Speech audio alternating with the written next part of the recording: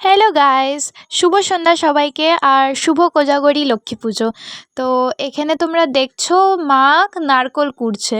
মা নারকোল কিসের জন্য কুড়ছে তোমরা জানো? কারণ কি বাড়িতে কোজাগরী লক্ষ্মী পুজো করা হবে তার জন্য। তো এটা আগের রাত্রিরের ভিডিও হচ্ছে, যেটা তোমাদের সাথে পার্টে পার্টে আমি রেকর্ড করেছি তোমাদের সাথে শেয়ার করার জন্য। আর এখানে দেখো মা নারকোলের নাড়ুও বানাচ্ছে। তো এই নারকোলের নাড়ুটা চিনি দিয়ে বানানো হয়েছিল। তোমাদের সাথে সব কিছু শেয়ার করব যে আমরা কোজাগরী লক্ষ্মী পুজোটা কেমনি করে বাড়িতে সেলিব্রেট করেছি।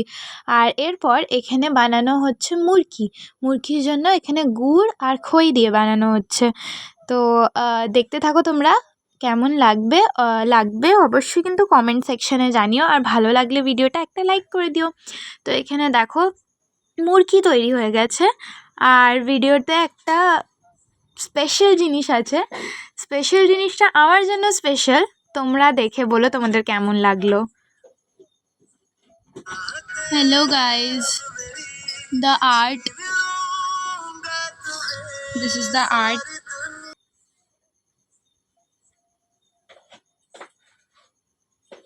তো এগুলো ছিল আমার আলপনা, আমি বানিয়েছিলাম এটা বাড়িতে।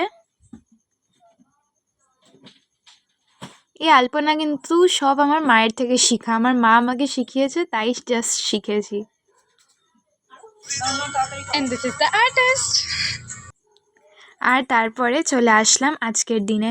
তো আজকের দিন মায়ের উপোস ছিল, তো মা এখানে দইয়ের লস্যি বানিয়েছিল খাওয়ার জন্য। তো ওটাও তোমাদের সাথে শেয়ার করা হচ্ছে। দইয়ের লস্যিটা মা বানিয়েছিল, মাকে বললাম যে তুমি নিজের জন্যই বানিয়ে নাও, কিন্তু মা আমাকেও দিল আবার বানিয়ে। আর তারপরে এখানে এরপরে পুজো বিকেলবেলায় সন্ধেবেলায় করা হয়েছে। আমরা নিজের বাড়িতে নিজের থেকেই লক্ষ্মী পুজো করি, মা নিজের থেকেই করে। তোমাদের কেমন লাগলো আমাদের এখানে লক্ষ্মী পুজোটা সেলিব্রেট করা অবশ্যই কিন্তু কমেন্ট সেকশানে জানিও। শুভ কোজাগরী লক্ষ্মী পুজো তোমাদের সবাইকে। আর চমকটা হলো এটা যে এইবার লক্ষ্মী পুজোতে মা লক্ষ্মীর ভোগ যেটা হলো লুচি আর সুজি, ওটা আমি বানিয়েছিলাম।